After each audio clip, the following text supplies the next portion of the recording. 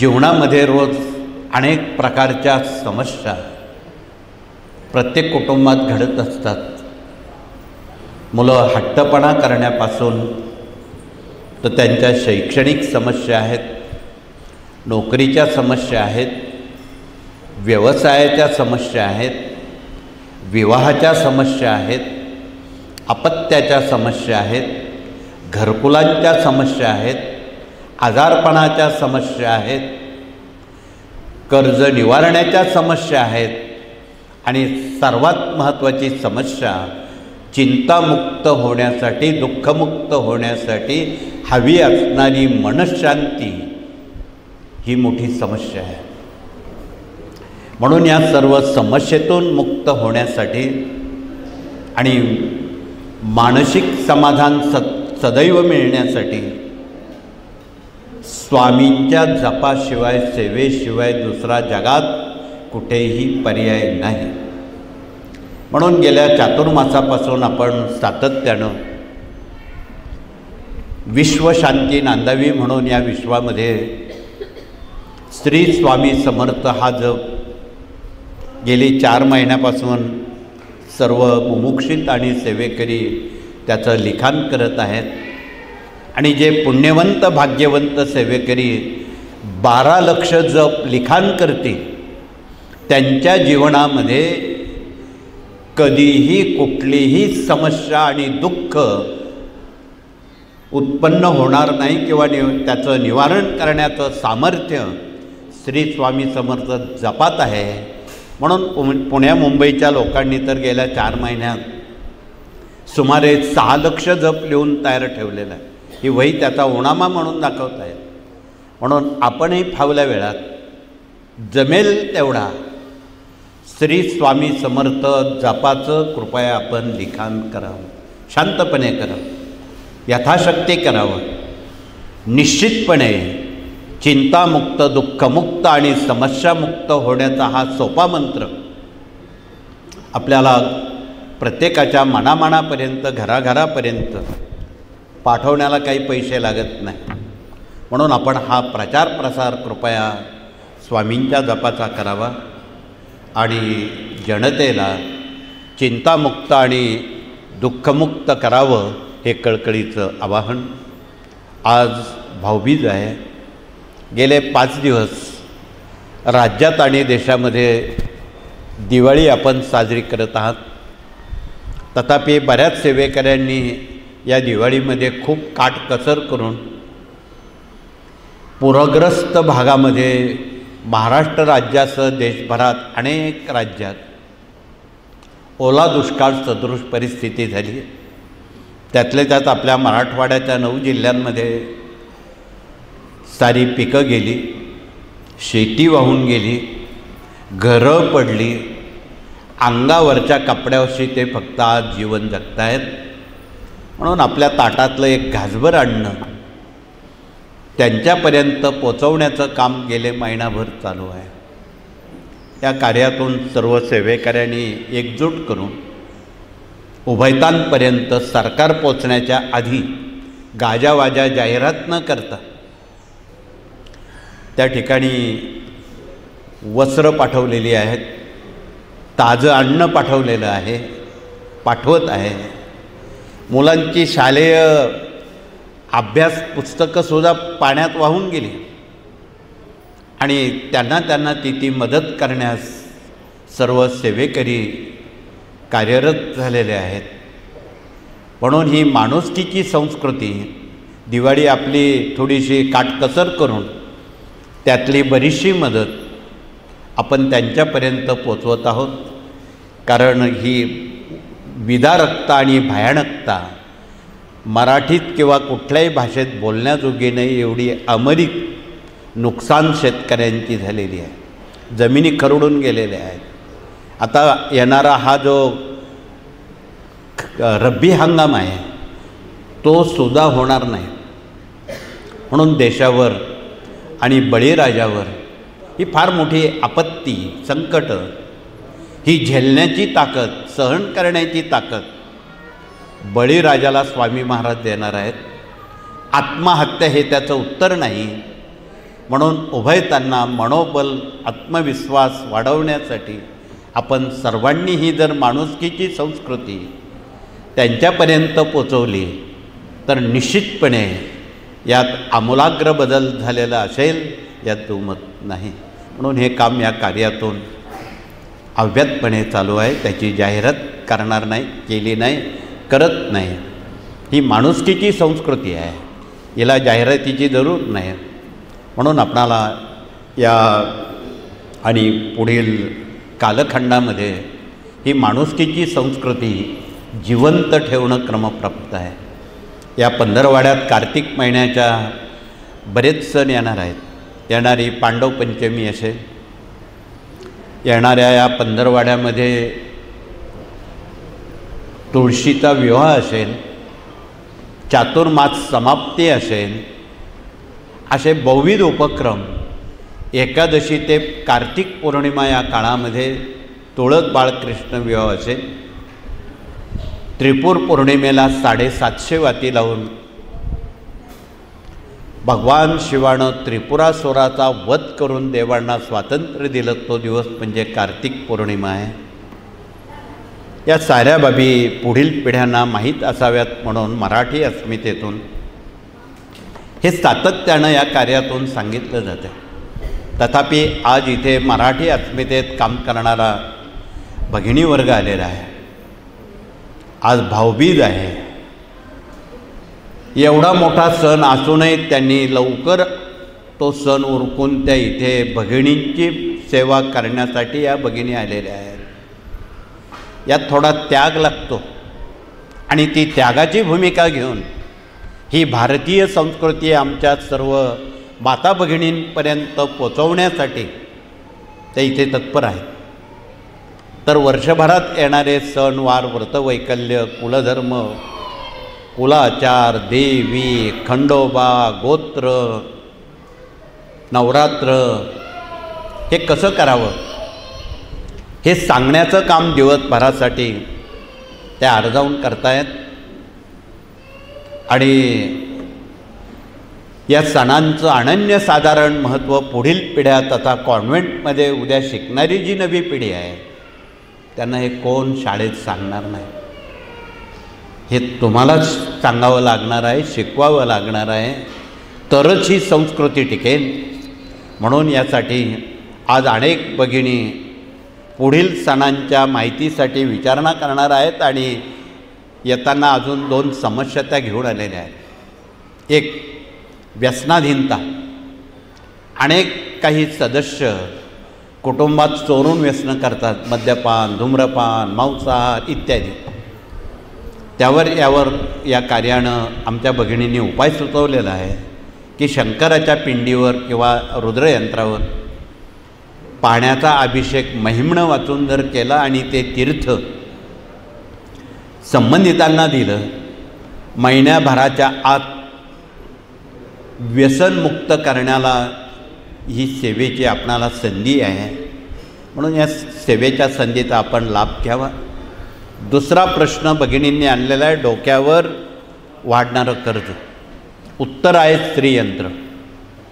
या दिवाळीत आपण आमच्या साऱ्या जगातल्या देशातल्या माता भगिनी स्त्रीयंत्राच्या उपासक, अभ्यासक, प्रचारक झालेल्या होत्या आणि त्यांना साधारण 3 आठवड्यात त्याची अनुभूती येते.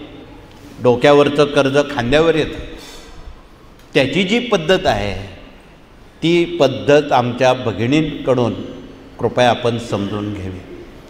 आणि एरवी आपण लक्ष्मी प्राप्तीची उपासना करताना रोज रात्री फावल्या वेळेत आपल्या नित्यसेवेत विष्णू गायत्री, लक्ष्मी गायत्री, कुबेर मंत्र, व्यंकटेश स्तोत्र, श्रीसूक्त याचा समावेश असून प्रतिपौर्णिमेला आमच्या साऱ्या माता भगिनी स्वतः घरचे घरी सत्यनारायण करतात आणि स्वतः पौरुत्य करतात. तथापि ज्या भगिनी स्वतः सत्यनारायण घरी करतात, वाटीभर शिऱ्याचा प्रसाद बनवून त्यांनी हात वरती करावेत. धन्यवाद. ज्यांचे हात वरती नाही त्यांना जर तुम्ही सांगितलं तर त्याही भगिनी ते अनुकरण करतील आणि कर्ज हा जो डोक्यावर जे कर्ज आहे ते खाली आणण्यासाठी या सेवेची मदत होईल. डोक्यावरचं कर्ज खांद्यावर येईल आणि कुटुंबात शांतता, स्थैर्य, लक्ष्मी, सुबत्ता या गोष्टी नांदतील. म्हणून आपण कृपया आमच्या भगिनींद्वारा पौर्णिमेचं हे अनन्यसाधारण महत्त्व, तेही घरच्या घरी, तेही बिना खर्चानं. त्याला सत्यनारायण कुठला खर्च नाही. त्याला मुठभर गहू, मुठभर तांदूळ आणि वाटीभर शिराच लागतो आणि ही मराठी 5 अध्यायाची सत्यनारायणाची पोथी लागते. या व्यतिरिक्त काही लागत नाही. म्हणजे इतक्या साध्या सोप्या पद्धतीत आणि एवढे लोकसंख्येच्या दृष्टीनं पुरोहित मिळणार नाही प्रत्येकाला जर सत्यनारायण करायचं असलं तर. ह्या अनेक अडचणींवर मात करण्यासाठी भगिनी आमच्या प्रयत्नशील आहेत. म्हणून मराठी अस्मितेत आपण जरा डोकून बघावं, त्याचा आपण अभ्यासक व्हावं, प्रचारक प्रसारक व्हावं आणि नव्या पिढ्यांना देवघर, देवारा, भारतीय संस्कृती, कुलधर्म, कुलाचार, गोत्राचं महत्त्व, नवरात्राचं महत्त्व, वर्षातून एकदा देवी खंडोबाला जाऊन येण्याचं महत्त्व, आशीर्वाद घेण्याचं महत्त्व या विभागातून सांगितलं जातं. तर पुढचा विभाग या ठिकाणी नवी पिढी आदर्श नागरिक निर्व्यसनी बनविण्यासाठी आमचे गुरुजन प्रतिनिधी व्रत घेऊन आलेले आहेत आणि कुटुंबामध्ये पुंडलिक आणि श्रावणबाळ आपलं म्हातारपण, वार्धक्य सांभाळण्यासाठी तयार करण्याचं ते आवाहन करत आहेत. म्हणून आपण मूल्यशिक्षण विभाग, गर्भसंस्कार विभाग आणि शिशुसंस्कार विभागात कृपया डोकून बघावं. या विभागात जर आपण थोडंसं लक्ष दिलं तर उद्या या देशामध्ये नवी पिढी, आदर्श पिढी म्हणून, निर्व्यसनी पिढी म्हणून, पुंडलिकासारखी आणि निश्चितपणे श्रावण बाळासारखी आई वडिलांची सेवा शुश्रूषा करेल. त्यासाठी संस्कार करावे लागतात, ते आपोआप होणार नाही. संस्कार केले तर संस्कृती टिकेन, संस्कृती टिकली तर धर्म टिकेन. आपण ज्या धर्मात आहोत तो धर्म या विचारावर, या कृतीवर अवलंबून आहे. म्हणून संस्कार केले तर संस्कृती टिकेन, संस्कृती टिकली तर धर्म टिकेन आणि धर्म टिकला तरच हिंदुस्थान टिकेन. म्हणून ज्यांना आपल्या देशात राहायचं आहे अशा प्रत्येकाच्या मनामनावर वडिलांनी, गुरुजनांनी संस्कार करावेत. अर्थात आपण शाळेत पाठवतो त्याचसाठी. मनुष्य जन्माला येताना एक मासाचा मातीचा गोळा म्हणून जन्म घेतो, उपजत ज्ञानी नसतो. त्याला 5 गुरु लागतात तेव्हा त्याचा मानव होतो. त्यातले पहिले गुरु जन्मदाते आईवडील आहेत. लालन पालन संगोपनात काही वर्ष जातात. तदनंतर हे गुरु दुसऱ्या गुरूंकडे प्राथमिक शिक्षणासाठी पाठवतात, ते दुसरे गुरु. तदनंतर उच्च शिक्षणासाठी मार्गदर्शन करणारे तिसरे गुरु, उच्च शिक्षण शिकवणारे आहेत आजच्या भाषेत. चौथे गुरु पायावर उभं करणारे आहेत. आणि मग तो पायावर उभा राहिला की त्याला पालक लोक गृहस्थाश्रमी बनवतात. आणि तो गृहस्थाश्रमी झाल्यावर हे प्रपंचाचं ओझं वाहता वाहता तो म्हातारा होता. आणि काही केल्यानं हरवलेली मनशांती त्याला मिळत नाही. ती मिळवण्यासाठी 4 धाम, 8 धाम, अनेक तीर्थयात्रा, अनेक कथा, प्रवचनं, कीर्तनं, पूजापाठ केल्या जातात. ते तेवढ्यापुरतं ठीक आहे. घरी आला, ये रे माझ्या मागल्या. हरवलेली मनशांती ही अध्यात्माशिवाय मिळत नाही. ती मिळवून देणारे 5वे गुरु ज्या मानवजातीला लाभतील त्याचा खरा मानव होण्यास तो पात्र ठरेल. म्हणजे मानव होण्यासाठी 5 गुरूंची गरज आहे. म्हणून हे 5 गुरु या कार्यात अनन्यसाधारण महत्त्व यातून, या विभागांमधून सांगितलं जातं. कृपया आपण आपल्या यथामती, यथाशक्ती या कार्याचं आपण एक अभ्यासक व्हावं. सर्वात आधी नवीन माणसं असतात, त्यांना स्वामी महाराज कोण आहे, त्यांनी काय काम केलं, त्यांचा उद्देश काय आहे हे कळत नाही. स्वामींनी गेल्या 1000 वर्षात लाखो संतांची गुरुपदं घेतली याचसाठी. त्यात आमचे साईबाबा असतील, सबका मालिक एक असा संदेश देणारे ते होते. कणाकणात परमेश्वर आहे म्हणून गणात गण गण बोते, शेगावचे गजानन महाराज असतील, नागपूरचे आमचे ताजुद्दीन महाराज असतील, गुलाब महाराज असतील, गाडगे बाबा असतील, तुकडोजी असतील, पुण्याचे जंगली महाराज असतील, शंकर महाराज असतील, श्रीगोंद्याचे असे कितीतरी संत स्वामींनी त्या काळात 10,000 संत घडवले. एवढी नावं वेळेअभावी घेणं अशक्य आहे. म्हणून त्यांनी हे सर्व करत असताना जात पात हा विषय कधी बघितला नाही, पाळला नाही. त्यांनी एकच सांगितलं सेवेकऱ्यांना, माणूस नावाची एकच जात आहे आणि माणुसकी नावाची संस्कृती आहे, त्यालाच सेवेकरी म्हणतात, त्यापैकी आपण असा. म्हणून आपणाला कळकळीचं निवेदन आहे. हल्ली धर्म बाजूला राहिला, देश बाजूला राहिला आणि जातीपातीच्याच चर्चा सुरू झालेल्या आहे. म्हणून त्या कुठेतरी कायमच्या बंद करणं ही आपली सर्वांची जिम्मेदारी आहे. म्हणून आपणाला कळकळीचं निवेदन आहे की जातपात हा मुद्दा आणू नका. स्वामींसमोर एकच जात आहे, ती म्हणजे सेवेकरी, दुसरी जात नाही. म्हणून असं ठामपणे आणि भक्कमपणे हा मार्ग महाराष्ट्रात पक्क्या पायावर उभा आहे. म्हणून यात अनेक धर्माची माणसं कार्यरत आहेत. अशा अनेक मुसलमानांची सुद्धा स्वामींनी गुरुपदं घेतली. आत्ताच तुम्ही जी आरती म्हटली स्वामींची, त्यात त्या 2 ओळींचा उल्लेख आलेला आहे. यवने पुछले स्वामी कहा है, स्वामी तो अक्कलकोट में है. स्वामींनी अनेक मुसलमान माणसांची गुरुपदं घेतली. अक्कलकोटला 1856 साली आश्विन शुद्ध 5ला स्वामी ज्यावेळी खंडेरावच्या मंदिरात आले, त्यावेळी समोरून 3 यवन चाललेले होते आणि स्वामींच्या शेजारी एक रिकामा चिरूट पडलेला होता. त्या यवनांनी मनोमणी असं म्हटलं, हे जर खरे अवलिये असतील ते तोंडाला चिरूट लावून त्यातून धुराच्या वाफा काढतील. स्वामी अंतर्यामी.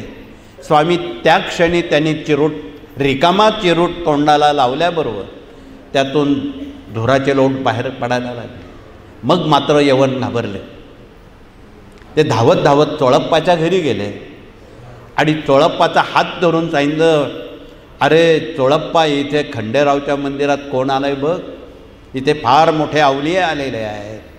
त्यांनी त्यांच्या भाषेत सांगितलं. म्हणून धावत धावत चोळप्पा तिथे आला आणि स्वामींना विनंती केली की इथे न बसता तुम्ही माझ्या घरी ये. स्वामींनी आडेवेडे घेऊन, अरे मला सांभाळणं खूप अवघड गोष्ट आहे, मी लोकांची खूप परीक्षा पाहत असतो, तू माझ्या परीक्षेत उतरला तर मी तुझ्या घरी येईन. म्हणून चोळप्पाची खूप परीक्षा बघितली. चोळप्पाच्या घरी 18 विश्व दारिद्र्य होते. अन्न आहे तर वस्त्र नाही, माधुकरी मागून तो जीवन जगायचा. स्वामी परीक्षा बघताना मिळालेलं धान्य त्याच्याकडे कपिला गाय होते.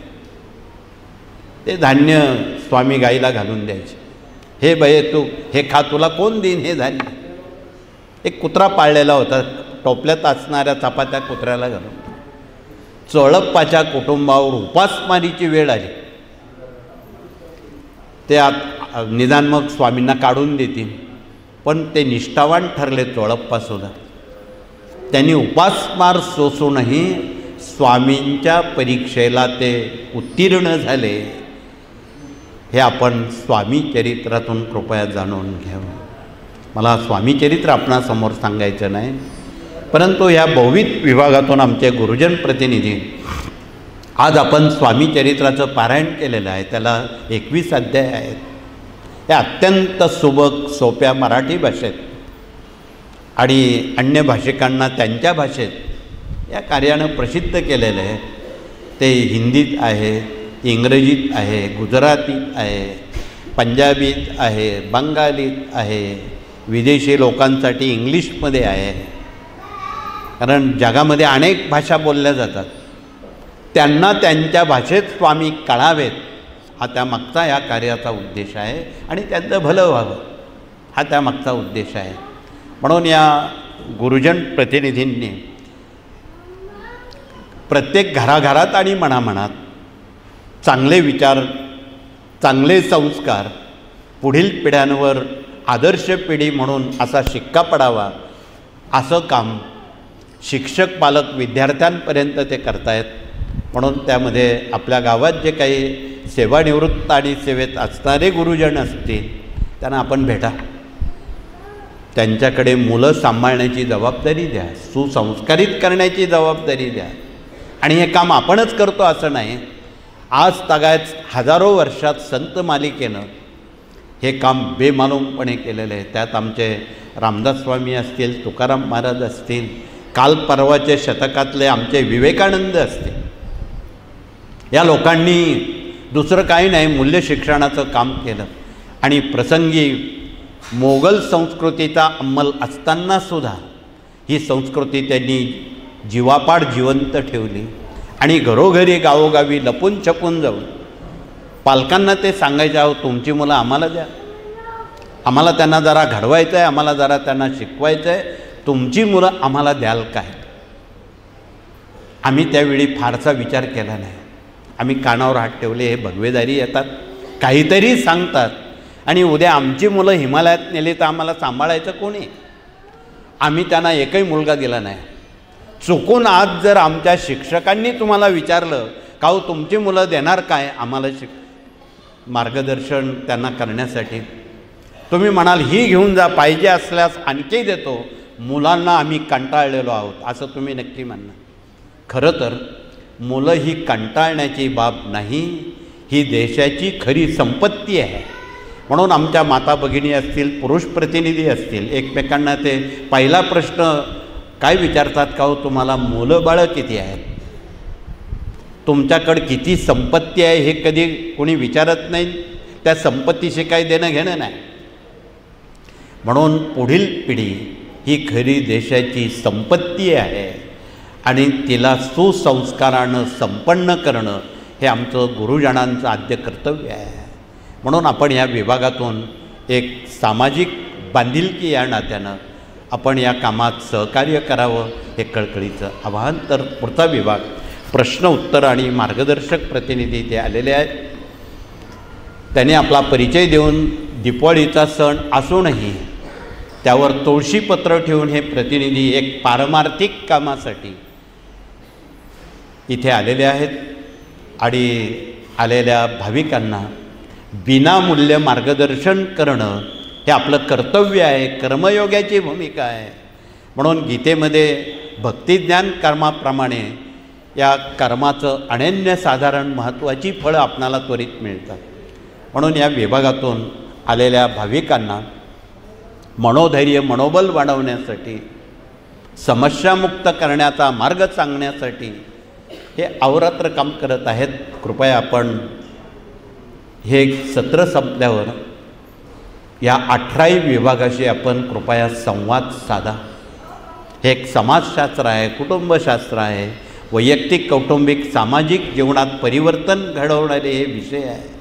तर पुढचा विभाग या ठिकाणी विवाह मंडळ आलेला आहे आणि या पंधरवाड्यात तुळशीचे विवाह आहेत. देशभरात विवाह सण, विवाही व्रत साजरी होतात आणि आज सर्वात चिंतेचा विषय मुलामुलींच्या विवाहाचा आहे. त्यातही एक वेळी मुलींची लग्न करणं सोपं आहे, मुलांचं लग्न करणं फार अवघड आहे. तुम्हाला थोडं वेगळं वाटेल. त्यातही मिळाली सूनबाई चांगली तर ठीक, खाट्याळ सूनबाई मिळाली, घराचं घरपण, देशाचं देशपण जागेवर राहणार नाही.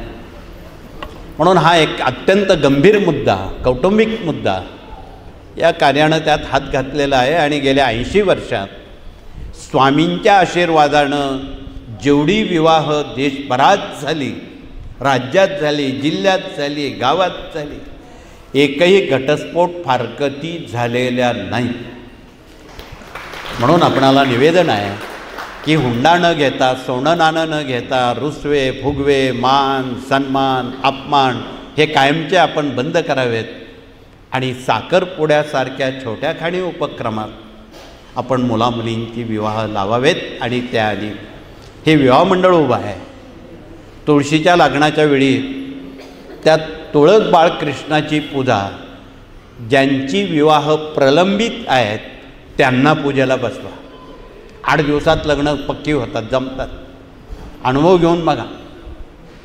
म्हणून आपण ही संधी जवळ आलेली आहे. पालकांनी या संधीचं सोनं करावं.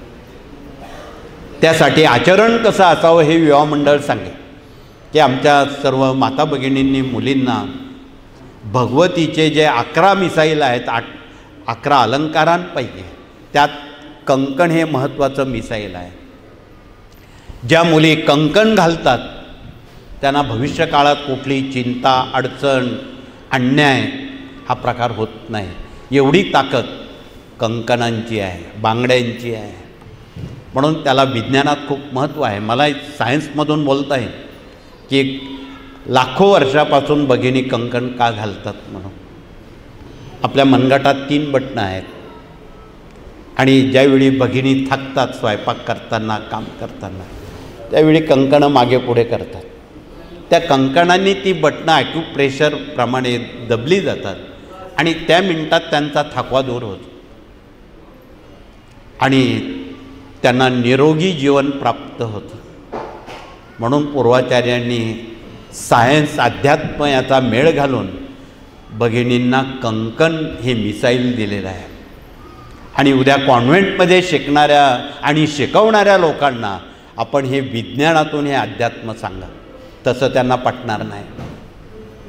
आणि आजपर्यंत जे जे अन्याय झाले असतील ते बिना कंकणाच्या माता भगिनींवर झालेले आहेत. आणि आमच्या ज्या भगिनी आहेत त्या झाशीच्या राणीप्रमाणे 9 कंकणं हातात घालतात. कोणाची हिंमत नाही वरती डोळा करण्याची. आणि कधी काळी ज्यावेळी ग्रामीण भागात आमच्या भगिनींचं भांडण होतं त्यावेळी त्या पहिल्या काय करतात, कंकण मागे घेतात. जोरदार कंकण मागे घेतल्यावर त्या देहामध्ये एक ऊर्जा शक्ती, आदिमाया शक्ती वास करते. पण ती शक्ती भांडण करण्यासाठी, मारामारीसाठी नको. निरोगी जीवन आणि यशस्वी जीवन करण्यासाठी ते मिसाईल वापरावं हे कळकळीचं आवाहन आहे. अशा बऱ्याच बाबी आहेत, परंतु आपण इथे फार वेळ बसू शकणार नाहीत कारण सण आहे. मानाजीराव आपल्याला सांगतायत घरी गेलंच पाहिजे, गाडी पकडलीच पाहिजे, घरी गेलंच पाहिजे, सण केलाच पाहिजे, याशी आम्ही सहमत आहोत. परंतु एक 5 मिनिटांमध्ये या कार्याचा समारोप करताना हे 18 विभाग आपल्याला माहीत असावेत. म्हणून विवाह मंडळात इथे नोंद चालू आहे. बिना हुंड्यानं आपणाला मुलामुलींची लग्न करता येणार आहेत. पुढचा विभाग इथे कृषी प्रतिनिधी आलेले आहेत आणि शेतकऱ्यांच्या मुलांना पायावर उभं करण्यासाठी हा विभाग सातत्यानं परिश्रम घेत आहे. आजपर्यंत कृषी महोत्सवातून मागील वर्षात सुमारे 4,500 मुलांना शेतकऱ्यांच्या पायावर उभं करण्याची त्यांनी संधी दिलेली आहे. त्यांना नोकरी शोधण्याची वेळ आलेली नाही. म्हणून आपण या सर्व बाबी प्रकर्षानं या कार्याचा आपण अभ्यास करावा आणि जनहित, मानवहित या कार्यातून कसं साधलं जातं हे कृपया समजून घ्यावं. पुढचा विभाग या ठिकाणी डॉक्टर लोक आलेले आहेत आणि इथे प्रति गुरुवार, रविवारी कमीत कमी 100 रुग्ण तरी कॅन्सरचे येतात बघा. त्यांच्यासाठी इथे हा दवा उपलब्ध आहे. हा सप्तरंगी दवा आहे, काढा आहे. सर्व प्रकारचे कॅन्सर मुक्त करण्याचा हा दवा आहे. ज्यांना ब्लड कॅन्सर आहे, ज्यांना घशाचा कॅन्सर आहे, त्यांच्यासाठी ही रानभेंडी मधात घासून प्राशन केली तर 21 दिवसात सुमारे हे दोन्ही कॅन्सर बरे होतात. ज्यांना पोटात गाठीचे कॅन्सर आहेत किंवा गाठ आहे त्यांनी हे वेखंड देशी गाईच्या गोमूत्रात किंवा गोमूत्र अर्कात घासून प्राशन जर त्यांनी केलं तर त्या गाठी 3 आठवड्यात गळून पडतात, त्याचं पाणी होतं. म्हणून अर्थात ही औषधं थोडी कडू आणि तुरट आहे, परंतु बिना वेदना, बिना केमो, बिना शस्त्रक्रिया त्यांचा हा प्रभाव आहे. कृपया ज्यांना शक्य आहे ज्यांना ही कडू औषधं घेण्याची इच्छा आहे त्यांनी सहानुभूतीपूर्वक त्याचा लाभ घ्यावा. कापाकापी खर्च आणि केमो करूनही ते गॅरंटी देत नाहीत हा आजार बरा होईल म्हणून. इथे मात्र गॅरंटी आहे, कडू औषधात गॅरंटी आहे. म्हणून आपण कृपया ते आपण ठरवावं, सक्ती नाही. हा आवडीचा अनुभूतीचा विषय आहे. तर पुढचा विभाग इथे वास्तुतज्ञ प्रतिनिधी आलेले आहेत. वास्तूतील जे काही दोष आहेत, ज्या दोषामुळं घरात स्वास्थ्य बिघडतं, आजारपण येतं. बऱ्याच आमच्या भगिनींच्या किचन ओट्याला काळा दगड लावलेला आहे. अनेक आजार तिथे जन्म घेतात आणि सतत दवाखाने चालू होतात. त्यांनी तोडफोड न करता त्याला पिवळा किंवा पांढरा ऑइल पेंट लावला, त्या मिनिटाला ती दुखणी थांबतात. तथापि इथे आलेल्या भगिनींच्या ज्यांच्या ओट्याला काळा दगड लावलेला आहे, कडप्पा आहे, त्यांनी हात वरती करावा. धन्यवाद. थोडेसे हात वरती आलेत त्यांनी आमच्या वास्तुतज्ञांना भेटा आणि अत्यंत सोपी उपाययोजना बिना तोडफोड ती घरच्या घरी आपण स्वतः करा. अशा अनेक बाबी आहेत. बंद पडलेली घड्याळं घरात नसावी, फाटलेले कपडे, तुटलेल्या चपला, फुटलेली भांडी, ही डोक्यावर कर्ज वाढवणार